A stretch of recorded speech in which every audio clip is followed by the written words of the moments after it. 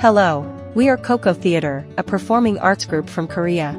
We are delighted and honored to present our performance at the Busan International Performing Arts Market, BPAM.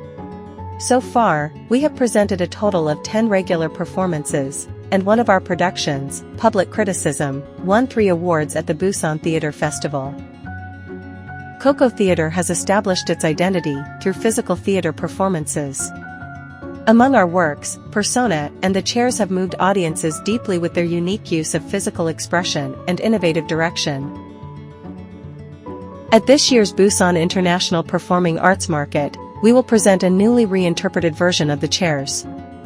The Chairs Rebuild is a physical theater adaptation of Eugène Ionesco's absurdist play The Chairs. This tragicomedy revolves around an elderly couple who, after a century of isolation, finally receive visitors.